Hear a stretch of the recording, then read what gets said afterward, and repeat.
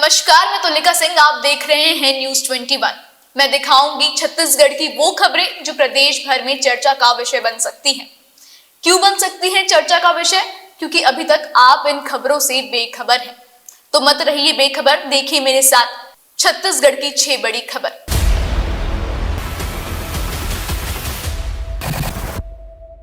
सबसे पहले नजर डालते हैं पहली खबर पर, जो है रायपुर दक्षिण विधानसभा की सीट पर होने वाले उपचुनाव को लेकर। उपचुनाव भाजपा और कांग्रेस दोनों के लिए ही प्रतिष्ठा का विषय है। सूत्रों से मिली जानकारी के अनुसार दोनों ही पार्टी के कई बड़े नेताओं के नाम की चर्चा प्रत्याशी के रूप में हो रही है। उपचुनाव टिकट की दावेदारी में किसका नाम सबसे आगे है, देखिए इस विशेष रिपोर्ट में।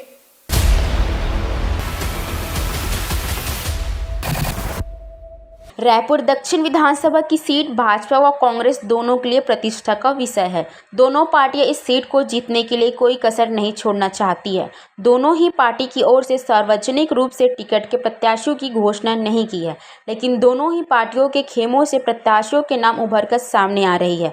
भाजपा की ओर से रायपुर दक्षिण विधानसभा के लिए दंगल में प्रदेश कोषाध्यक्ष नंदन जैन और पूर्व सांसद सुनील सोनी का नाम सबसे आगे चल रहा है। हालांकि टिकट की दौड़ में प्रदेश महामंत्री संजय श्रीवास्तव, प्रवक्ता केदारनाथ गुप्ता, नेता प्रतिपक्ष मीनल चौबे, अनुराग अग्रवाल व पार्षद मृत्युंजय दुबे भी है। रायपुर दक्षिण के दंगल के लिए कांग्रेस पार्टी की ओर से प्रमोद दुबे, सनी अग्रवाल, सुशील आनंद शुक्ला का नाम चल रहा है। दुर्ग व राजनांदगांव के नेताओं ने रायपुर दक्षिण से टिकट की मांग की है। दुर्ग के ओरा परिवार के सदस्य राजीव ओरा ने रायपुर दक्षिण से दावेदारी की है। इससे लेकर प्रदेश अध्यक्ष दीपक बैज को पत्र भी लिखा है।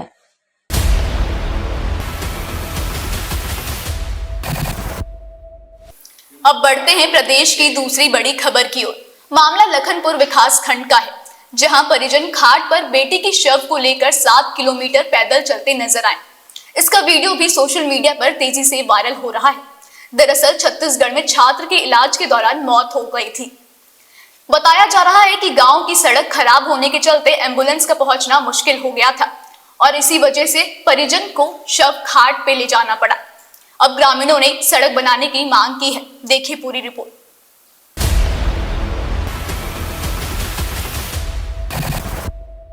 सरगुजा जिले में एक छात्र की इलाज के दौरान मौत हो गई, जिसके बाद परिजन शव को घाट पर रखकर 7 किलोमीटर पैदल चले।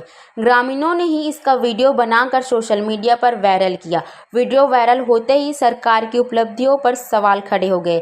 यह मामला लखनपुर विकासखंड का है। ग्रामीणों ने बताया कि ग्राम घटोन का रहने वाला यशपाल तिग्गा कक्षा 12वीं का छात्र था। वो कुन्नी में रहकर पढ़ाई कर रहा था। यशपाल के पिता सुरेश तिग्गा ने बताया कि उसे पहले से कुछ परेशानी थी, उसे चक्कर आते थे, वह ज़्यादा दूर तक पैदल नहीं चल पाता था। ग्रामीणों ने सड़क बनाने की मांग की है।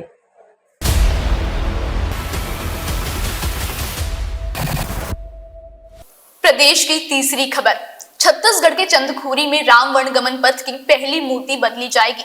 जी हां, राजधानी के चंदखुरी में भगवान राम की 51 फीट की नई मूर्ति लगेगी।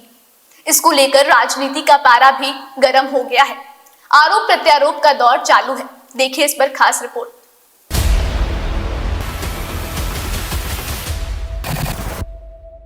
छत्तीसगढ़ के चंदखुरी में राम वनगमन पथ की पहली मूर्ति बदली जाएगी। राजधानी के चंदखुरी में भगवान राम की 51 फीट की नई मूर्ति लगेगी। इसके लिए 2 महीने में मूर्ति बनकर तैयार हो जाएगी। इस मूर्ति को 2 टन के 14 सैंडस्टोन जोड़कर आकार दिया जाएगा। ग्वालियर के मूर्तिकार दीपक विश्वकर्मा 51 फीट ऊंची इस मूर्ति को तैयार कर रहे हैं। प्राप्त जानकारी के अनुसार मूर्ति को बनाने में करीब 78 लाख का खर्च आ सकता है। इसके लिए ग्वालियर के पहाड़ों से मंगवाए गए 2 टन के 14 पत्थरों को जोड़कर मूर्ति का आकार दिया जा रहा है। शिवरी नारायण और सीतामढ़ी हीरा चौक में लगी मूर्ति की तरह ही अब चंदखुरी के लिए भी मूर्ति तैयार की जा रही है। राम वनगमन पथ में 9 जगहों को चिन्हित किया गया था। इसमें से 7 जगहें चंदखुरी, शिवरी नारायण, सीतामढ़ी, हीरा चौक, राजिम, चंपारण, नगरी सिहावा और रामगढ़ में मूर्ति लगाई गई है।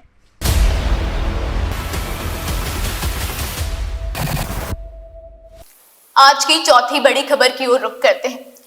टाटा सन्स के मानद चेयरमैन रतन नवल टाटा का 86 साल की उम्र में निधन हो गया। उन्होंने बुधवार देर रात करीब 11 बजे अंतिम सांस ली। वे मुंबई के ब्रिच कैंडी अस्पताल की आईसीयू में एडमिट थे और उम्र संबंधित बीमारियों से जूझ रहे थे। देखिए रतन टाटा से जुड़ी ये खास रिपोर्ट।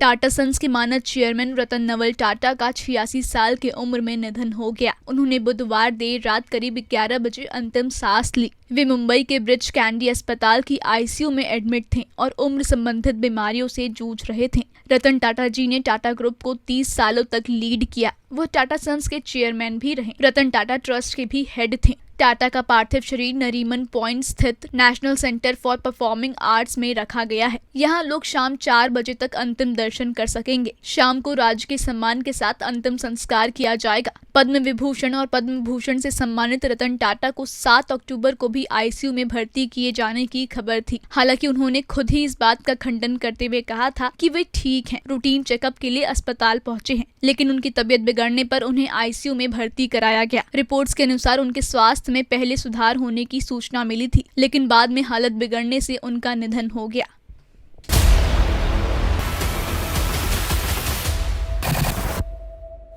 बढ़ते हैं प्रदेश की 5वीं बड़ी खबर की ओर। रायपुर में पुलिस ने बड़ी कार्रवाई करते हुए 928 किलो चांदी का जखीरा बरामद किया है, जो अवैध तरीके से लाया जा रहा था। जानकारी के अनुसार ये चांदी आगरा से दिल्ली होते हुए रायपुर पहुंची थी। इस मामले में 12 व्यापारियों का नाम सामने आ रहा है, जिन्होंने इस चांदी की मांग की थी। देखिए पूरी रिपोर्ट।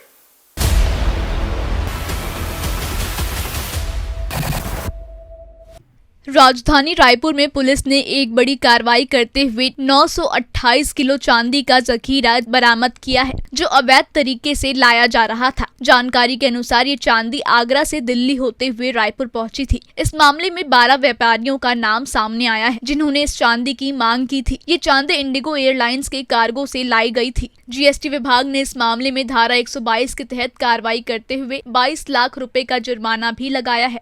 सोमवार 7 अक्टूबर को पुलिस की एससीओ टीम ने डीडी नगर निवासी आरोपित सुन्नी कुमार सिंह को पकड़ा था। सुन्नी कुमार सिंह एयरपोर्ट से अशोक लेलैंड वाहन से अवैध चांदी को ठिकाने लगाने के लिए लेकर आ रहे थे। जयस्तंभ चौक के पास वाहन चेकिंग के दौरान पर्सनल वैन में छिपा कर रखी गई चांदी को पकड़ा था।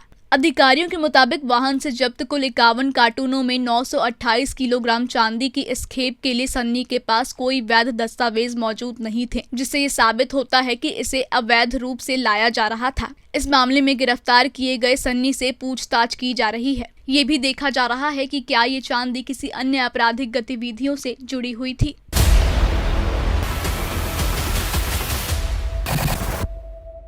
अब चलते हैं प्रदेश की अंतिम और विशेष खबर की ओर। कोरबा जिला प्रशासन ने सुप्रीम कोर्ट के एक आदेश का हवाला देकर कोल इंडिया की सहयोगी कंपनी एससीएल को 9,735 करोड़ रुपए का नोटिस थमा दिया है। प्रबंधन को अपना पक्ष रखने के लिए 15 दिन का समय दिया गया है। राशि इतनी अधिक है कि इस नोटिस के बाद चारों एरिया के प्रबंधन में हड़कंप मचा हुआ है। खनिज विभाग ने ये नोटिस स्वीकृति क्षमता से ज्यादा कोयला खनन किए जाने से हवा, पानी और यहाँ के वातावरण को हुए नुकसान को लेकर दिया है। देखिए इस पर ही पूरी रिपोर्ट।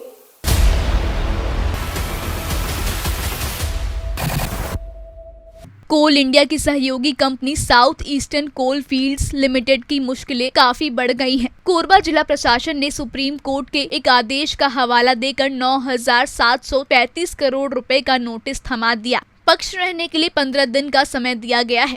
राशि इतनी अधिक है कि इस नोटिस के बाद चारों एरिया के प्रबंधन में हड़कंप मचा हुआ है। खनिज विभाग ने ये नोटिस स्वीकृत क्षमता से ज्यादा कोयला खनन किए जाने से हवा, पानी और यहाँ के वातावरण को हुए नुकसान को लेकर दिया है। बताया जाता है कि वित्तीय वर्ष 2000 से 2001 और 2015 से 2016 तक गेवरा, दीपक और कुसुमुंडा एरिया में केंद्रीय वन एवं जलवायु परिवर्तन मंत्रालय द्वारा स्वीकृत क्षमता से ज्यादा कोयला खनन किया गया है, जो माइनिंग एक्शन प्लान का सीधा उल्लंघन है। कायदे कानून का उल्लंघन करने से इस क्षेत्र की आबोहवा खराब हुई और वातावरण को नुकसान पहुंचा। इसी का हवाला देकर एक स्वयंसेवी संगठन ने सुप्रीम कोर्ट के एक पुराने फैसले के आधार पर खनिज विभाग से कार्रवाई की मांग की थी।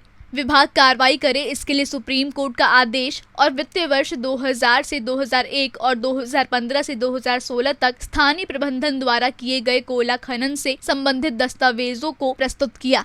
इस मामले को लेकर पूर्व में अप्रैल 2019 में खनिज विभाग ने तत्कालीन उप संचालक ने गेवरा, दिपका, कुसमुंडा और कोरबा एरिया के प्रबंधन को नोटिस दिया था। जवाब में चारों एरिया के प्रबंधन ने कुछ दिनों का समय मांगा था। 5 साल का समय गुजर गया, लेकिन किसी भी एरिया से खनिज विभाग को जवाब नहीं दिया गया और न ही विभाग ने जवाब बनाया। दस्तावेजों का अध्ययन करने के बाद खनिज विभाग ने इस मामले को गंभीरता से लिया और गेवरा, दिपका, कुसमुंडा और कोरबा एरिया के महाप्रबंधन को नोटिस जारी किया है।